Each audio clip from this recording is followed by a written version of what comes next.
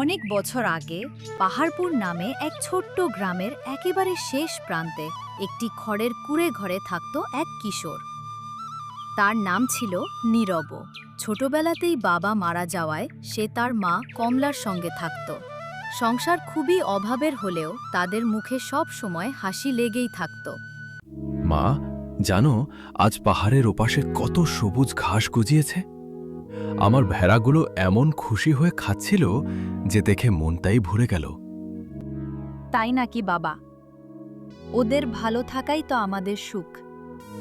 এবার আগে হাত মুখ ধুয়ে খেয়ে নে। খাবো মা, তবে একটা কথা। আবার কি? গত রাতে যে রাজা আর সাধুর গল্পটা বলছিলে শেষটা তো শুনতে পারিনি। আজ রাতে কিন্তু পুরোটা বলবে। অবশ্যই বলবো। আগে পেট ভরে খা, তারপর রাতে আরামে গল্প শুনবি। এভাবেই অভাবের সংসারেও মা আর ছেলের দিনগুলো সুখে কাটছিল। বড় কোনো স্বপ্ন ছিল না, বড় কোনো চাওয়াও ছিল না। একে অপরকে নিয়েই ছিল তাদের ছোট্ট পৃথিবী। পরদিন ভোর, আকাশে কালো মেঘ জমেছে। দূরে বিদ্যুৎও মাঝে মাঝে ঝলসে উঠছে। কিন্তু নীরব প্রতিদিনের মতো ভেড়াগুলোকে নিয়ে বেরিয়ে পড়ল। আয় ধাবল, আয় ঝিলিক, আয় টুকাই, সবাই এদিকে আয়। এক এক করে সব ভেড়াই ছুটে এলো, কিন্তু একটি ভেড়া কোথাও নেই। আরে, চুনি কোথায় গেল? তোরা সবাই এখানে থাক, আমি চুনিকে খুঁজে নিয়ে আসছি। নীরব ধীরে ধীরে জঙ্গলের ভেতরে ঢুকল। কিছু দূর এগোতেই সে দেখতে পেল চুনি নিশ্চিন্তে নরম ঘাস খেয়ে চলেছে। এই যে, তোকে নিয়ে কত খুঁজছি আর তুই এখানে আরামে খাচ্ছিস। চল, এবার বাড়ি ফিরতে হবে। ঠিক তখনই নীরবের চোখে পড়ল ঝোপের পাশে অদ্ভুত এক জিনিস। দেখতে যেন পাথর, কিন্তু তার গা থেকে নীলচে আলো বের হচ্ছে। ওটা আবার কি? এমন পাথর তো আগে কখনো দেখিনি। সে কৌতূহলবশত পাথরটি হাতে তুলে নিতেই চারপাশে হালকা বাতাস বইতে শুরু করল। ভয় পেও না। কে কে কথা বলছে? আমি, তোমার হাতের পাথর। পাথর আবার কথা বলে নাকি? সব পাথর নয়, আমি বহু বছরের পুরনো এক জাদুকরি পাথর। যে আমাকে খুঁজে পায় তার একটি ইচ্ছে পূরণ করতে পারি। সত্যি বলছ? হ্যাঁ, বলো তোমার কি চাই? এই মুহূর্তে আমার তো কিছুই চাই না। ভেবে বলো। ধন সম্পদ, বড় বাড়ি, নতুন কাপড়, যা চাইবে তাই পাবে। দেখো, কালো মেঘে আকাশ ভরে গেছে, একটু পরেই বৃষ্টি নামবে। আগে আমাকে ভেড়াগুলোকে নিরাপদে বাড়ি নিয়ে যেতে হবে। তাহলে আমাকে সঙ্গে নিয়ে চলো। যখন দরকার হবে তখন তোমার ইচ্ছার কথা বলবে। আচ্ছা, তাহলে আপাতত তুমি আমার ঝোলার ভেতরেই থাকো। নীরব পাথরটিকে যত্ন করে নিজের ঝোলার ভেতর রাখল। তারপর সব ভেড়াকে নিয়ে গ্রামের পথে হাঁটতে শুরু করল। এদিকে সেই সময় নীরবের বাড়ির সামনে এসে দাঁড়িয়েছে গ্রামের মহাজন হরে কৃষ্ণ। ও কমলা, কতদিন ধরে বলছি ধারটা শোধ করো, আর কত অপেক্ষা করব? দাদা, আর একটু সময় দিন। নীরবটা একটু বড় হোক, কাজ শিখুক, সব টাকা একদিন অবশ্যই শোধ করে দেব। ঠিক আছে, কিন্তু বেশি দেরি করো না। মহাজন চলে যেতেই নীরব ভেড়াগুলো নিয়ে বাড়ি ফিরল। এই যে বাবা, আজ এত দেরি হলো কেন? চুনি জঙ্গলের অনেক ভেতরে চলে গিয়েছিল, তাকে খুঁজতে গিয়েই দেরি হয়ে গেল। আচ্ছা, আগে হাত মুখ ধুয়ে খেয়ে নে। ঠিক আছে মা। কিন্তু নীরব জানত না, জঙ্গলে ঘটে যাওয়া সেই অদ্ভুত ঘটনার পর থেকে তার জীবন আর আগের মতো থাকবে না। রাতের খাবার শেষ করে নীরবও নিজের ছোট্ট ঘরের এক কোণে বসেছিল। হঠাৎ তার ঝোলার ভেতর থেকে মৃদু আলো বের হতে লাগল। নীরব, আমাকে বাইরে বের করো। ওহ, তোমার কথা তো একেবারে ভুলেই গিয়েছিলাম। সে পাথরটিকে হাতে নিতেই ঘরের ভেতর নীলচে আলো ছড়িয়ে পড়ল। এবার বলো, তোমার কি ইচ্ছে? আমি তো আগেই বলেছি আমার তেমন কিছু চাই না। একটু ভেবে দেখো, আমি চাইলে তোমার এই কুঁড়েঘরকে বিশাল প্রাসাদ বানিয়ে দিতে পারি। না, এই ছোট্ট ঘরটাই আমার খুব প্রিয়। এখানে মা আছে, আমি আছি। এর চেয়ে বড় সুখ আর কি? তাহলে অনেক টাকা দিই, এত টাকা যে তোমাকে আর কোনোদিন কাজ করতে হবে না। টাকা থাকলে ভালোই হতো, কিন্তু আমি যদি মাঠে না যাই, আমার ভেড়াগুলোর দেখাশোনা করবে কে? ওরা তো আমার পরিবারেরই সদস্য। তোমার মতো মানুষ আজকাল খুব কমই দেখা যায়। ঠিক সেই সময় জানলার ফাঁক দিয়ে সব কথা শুনে ফেলল গ্রামের ধনী জমিদার ধনেশ্বরের ছেলে রতন। কৌতূহলে সে চুপচাপ বাড়ির পেছনে লুকিয়েছিল। তাহলে সত্যিই একটা জাদুর পাথর আছে? বাবাকে এখনই খবর দিতে হবে। রতন দৌড়ে নিজের বাড়িতে পৌঁছে সব কথা খুলে বলল। বাবা বাবা, অবিশ্বাস্য একটা ঘটনা ঘটেছে। কি হয়েছে? এমন হাঁপাচ্ছিস কেন? নীরবের কাছে একটা জাদুর পাথর আছে, সেটা কথা বলে আর যা চাইবে তাই নাকি দিয়ে দেয়। কি সব আজে বাজে কথা বলছিস? আমি নিজের কানে শুনেছি বাবা। চলুন না এখনই দেখে আসি। যদি সত্যি এমন পাথর থাকে, তাহলে সেটা আমারই হওয়া উচিত। কিছুক্ষণের মধ্যেই ধনেশ্বর, রতন আর কয়েকজন লোক নিয়ে নীরবের বাড়িতে পৌঁছে গেল। নীরব, বাইরে বেরিয়ে। কি হয়েছে? তোমার ছেলে যে জাদুর পাথর লুকিয়ে রেখেছে, সেটা আমাদের হাতে তুলে দাও। জাদুর পাথর? কিন্তু সেটা তো... মিথ্যে বলবি না, আমার ছেলে সব দেখেছে। আমি কারো ক্ষতি করতে চাইনি। পাথরটা শুধু... নীরবের কথা শেষ হওয়ার আগেই রতন ঘরের ভেতরে ঢুকে সব খুঁজতে শুরু করল। বাবা, পেয়ে গেছি, এই তো সেই পাথর। আমাকে দে। ধনেশ্বর পাথরটা হাতে নিতেই সেটি আগের মতোই কথা বলে উঠল। তোমার মনের ইচ্ছা বলো। বাবা, এটা সত্যি কথা বলছে। হা হা, তাহলে আজ থেকেই আমার ভাগ্য খুলে গেল। তুমি কি চাও? আমার সামনে এখনই এক সিন্দুক ভর্তি সোনার মোহর এনে দাও। মুহূর্তের মধ্যেই এক ঝলক আলো ছড়িয়ে পড়ল। তারপর ধপ করে মাটিতে এসে পড়ল বিশাল এক কাঠের সিন্দুক। বাবা, সত্যি সত্যি সোনা। আমি ধনী, এখন আমি সবার চেয়ে বড় লোক। ওরে বাবা, এ তো অলৌকিক! এমন জাদু আমি জীবনে দেখিনি। সবাই সরে দাঁড়াও, এই পাথর এখন আমার, কেউ কাছে আসবে না।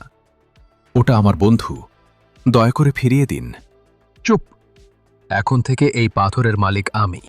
ধনেশ্বর আর রতন সোনার সিন্দুক আর জাদুর পাথর নিয়ে আনন্দে নাচতে নাচতে নিজেদের বাড়ির দিকে চলে গেল।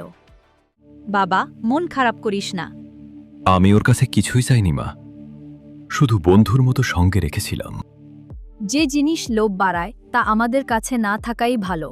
কিন্তু তারা কেউই বুঝতে পারেনি এই জাদুর পাথর নিয়ে আসল বিপদ এখনো শুরুই হয়নি। জাদুর পাথর আর সোনার সিন্দুক পাওয়ার পর ধনেশ্বরের জীবন একেবারে বদলে গেল। কয়েকদিনের। বাবা দেখো তো, এই নতুন পোশাকটা আমাকে কেমন মানিয়েছে। দারুণ, এখন আমাদের মতো ধনী এই গ্রামে আর কেউ নেই। আগে গ্রামের ছেলেরা আমাকে নিয়ে হাসত, এখন সবাই আমাকে দেখে ভয় পায়। এটাই তো চাই, টাকা থাকলে সবাই মাথা নত করে। অন্যদিকে নীরবের জীবন আগের মতোই রয়ে গেল। প্রতিদিন ভোরে সে ভেড়াগুলোকে নিয়ে মাঠে যেত, বাঁশি বাজাতো আর মায়ের সঙ্গে হাসি খুশি দিন কাটাতো। বাবা, পাথরটা চলে যাওয়ার পরও তোকে কখনো মন খারাপ করতে দেখিনি। মা, যে জিনিস নিজের নয় সেটা নিয়ে কষ্ট করে কি হবে? আমাদের কাছে তুমি আছো, আমার ভেড়াগুলো আছে, এটাই তো সবচেয়ে বড় সম্পদ। তুই সবসময় এমনই থাকিস বাবা। এদিকে ধনেশ্বরের জাদুর পাথরের কথা চারদিকে ছড়িয়ে পড়ল। শুনেছিস, ধনেশ্বর নাকি এক রাতেই অগাধ ধন সম্পদের মালিক হয়েছে। হ্যাঁ রে, সবই নাকি ওই জাদুর পাথরের কৃপা। যদি পাথরটা আমাদের হাতে থাকতো। এই খবর পৌঁছে গেল জঙ্গলে লুকিয়ে থাকা একদল ভয়ঙ্কর ডাকাতের কানে। শুনে রাখ, ধনেশ্বরের বাড়িতে এমন এক পাথর আছে যা দিয়ে অগাধ ধন সম্পদ পাওয়া যায়। তাহলে আজ রাতেই আক্রমণ? হ্যাঁ, সোনা, রূপো আর সেই জাদুর পাথর সব নিয়ে ফিরব। ঠিক আছে সর্দার। সেই রাতেই ধনেশ্বর নিজের ঘরে বসে আবার পাথরের সঙ্গে কথা বলছিল। শোনো পাথর, কাল সকালে আমার জন্য আরও 3টা সোনার সিন্দুক তৈরি করবে। তোমার কাছে তো অনেক ধন সম্পদ আছে, এত কিছুর পরও কেন আরও চাইছ? লোকে যেন কোনোদিন আমার সমান হতে না পারে। লোভের শেষ কখনো হয় না। বাবা, আমার জন্য একটা সোনার রথও চাই। সবই হবে। এই পাথর যতদিন আছে আমাদের কোনো অভাব নেই। ঠিক তখনই দরজা খুলে দে, নইলে ভেঙে ফেলব। বাবা, ডাকাত! এত রাতে? সবাইকে ধরে ফেল। কেউ যেন পালাতে না পারে। ওগো, আমাদের বাঁচাও! বাবা, কিছু একটা করো। সোনা কোথায়? আর সেই জাদুর পাথর কোথায়? আমি কিছু জানি না। মিথ্যে বলছিস। ডাকাতরা ঘরের সব কিছু তছনছ করতে শুরু করল। সোনার বাক্স, গয়না, দামি জিনিস যা পাচ্ছে সব লুটে নিচ্ছে। বাবা, ওরা সব নিয়ে যাচ্ছে। না, কেউ পাথরটা খুঁজে পাবে না। ধনেশ্বর তাড়াতাড়ি জাদুর পাথর লুকিয়ে ফেলতে গেল, কিন্তু তাড়াহুড়ো করতে গিয়ে সে হোঁচট খেল। সর্দার, এখানে একটা অদ্ভুত পাথর আছে। ওটাই নিশ্চয়ই জাদুর পাথর। নে নে। না, ওটা নিয়ে যেও না।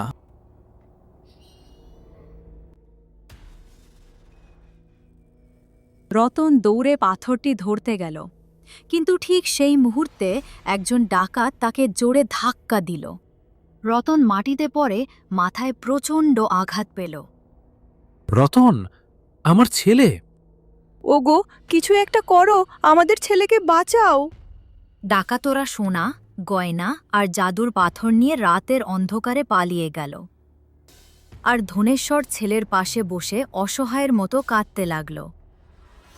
ডাকাতরা চলে যাওয়ার পর ধীরে ধীরে গ্রামের মানুষ ধনেশ্বরের বাড়ির সামনে জড়ো হতে লাগল। চারদিকে কান্না আর হাহাকার। হায় গো, এ কি সর্বনাশ হলো! রতনের অবস্থাও খুব খারাপ দেখছি। রতন, চোখ খোল বাবা, আমার সঙ্গে কথা বলো। ওগো, কিছু একটা করো, আমাদের ছেলেকে বাঁচাও। ধনেশ্বর হঠাৎ যেন কিছু মনে পড়তেই পাগলের মতো তো চারদিকে খুঁজতে লাগল। জাদুর পাথর? আমার পাথর কোথায়? না, আমি এখনই পাথরটা খুঁজে আনছি। ও নিশ্চয়ই আমার ছেলেকে সুস্থ করে দেবে। কিছুক্ষণ পর বাড়ির উঠোনের এক কোণে পড়ে থাকা জাদুর পাথরটি তার চোখে পড়ল। ডাকাতরা তাড়াহুড়োয় সেটি ফেলে রেখে গিয়েছিল। পেয়েছি! হে জাদুর পাথর, আমার ছেলেকে আগের মতো সুস্থ করে দাও। আমি তোমার কাছে হাত জোড় করে মিনতি করছি। কথা বলো, কেন চুপ করে আছো? কিন্তু এবার পাথরটি একটিও শব্দ করল না। শোনো, আমি আরও সোনা চাই না, আর কিছুই চাই না। শুধু আমার ছেলেকে ফিরিয়ে দাও। দেখলে, আজ পাথর আর কথা বলছে না। যে মানুষ শুধু নিজের লোভের জন্য ওকে ব্যবহার করে, তার কাছে জাদুও মুখ ফিরিয়ে নেয়। আমি ভুল করেছি, অনেক বড় ভুল করেছি। সোনা দানা, ধন সম্পদের নেশায় আমি মানুষ চিনতে ভুলে গেছি। এখন এসব বলে কি হবে? নীরবকে ডেকে আনো, হয়তো ওর কথা পাথর শুনবে। গ্রামের কয়েকজন লোক দৌড়ে গেল নীরবকে আনতে। নীরব, তাড়াতাড়ি চলো, ধনেশ্বরে ছেলে খুব বিপদে পড়েছে। চলুন, এক মুহূর্ত দেরি করা যাবে না। নীরব ধনেশ্বরের বাড়িতে পৌঁছে রতনের পাশে বসে পড়ল। বাবা নীরব, আমাকে ক্ষমা করে দাও। আমি তোমার বন্ধুকে জোর করে কেড়ে নিয়েছিলাম। আমার লোভই আজ আমাকে নিঃস্ব করে দিয়েছে। আপনি ভুল বুঝতে পেরেছেন, সেটাই বড় কথা। দয়া করে একবার পাথরটার সঙ্গে কথা বলো। নীরব আস্তে করে জাদুর পাথরটি হাতে তুলে নিল। নীরব, অনেক দিন পর আবার তোমার স্পর্শ পেলাম। আরে পাথর আবার কথা বলছে। বন্ধু, আমার কোনো ধন সম্পদ চাই না, শুধু রতন যেন সুস্থ হয়ে যায়, ওর মা বাবা যেন আর কষ্ট না পায়। তোমার মন এখনো আগের মতোই নিঃস্বার্থ, তাই তোমার ইচ্ছা পূরণ হবে। মুহূর্তের মধ্যেই চারদিকে এক অপূর্ব আলো ছড়িয়ে পড়ল। কিছুক্ষণ পর রতন ধীরে ধীরে চোখ খুলল। বাবা, আমি কোথায়? বাবা, তুই ভালো হয়ে গেছিস। ভগবান, তোমাকে অসংখ্য ধন্যবাদ। আজ থেকে আমি আর কখনো লোভ করব না। গ্রামের গরিব মানুষের পাশে দাঁড়াবো। আমাকে ক্ষমা করে দিও। ক্ষমা চাইতে নয়, ভালো মানুষ হয়ে বাঁচতে হয়। আমার কাজ শেষ। মনে রেখো, যার হৃদয়ে সন্তুষ্টি থাকে তার জীবনই সবচেয়ে ধনী। এই কথা বলেই জাদুর পাথরের আলো ধীরে ধীরে মিলিয়ে গেল। কিছুক্ষণের মধ্যেই সেটি একটি সাধারণ পাথরে পরিণত হল। আজ বুঝলাম সোনার চেয়ে মানুষের ভালোবাসার মূল্য অনেক বেশি। চলো বন্ধুরা, নতুন সকাল শুরু হোক। এরপর থেকে ধনেশ্বর সত্যিই বদলে গেল। সে গ্রামের গরিব মানুষের সাহায্য করতে লাগল। আর নীরব আগের মতোই নিজের মা, ভেড়া আর বাঁশির সুর নিয়ে সুখে শান্তিতে জীবন কাটাতে লাগল। এই গল্প আমাদের শেখায়, লোভ মানুষকে ধ্বংসের পথে নিয়ে যায়, কিন্তু দয়া, সততা আর সন্তুষ্টি মানুষকে সত্যিকারের সুখী করে।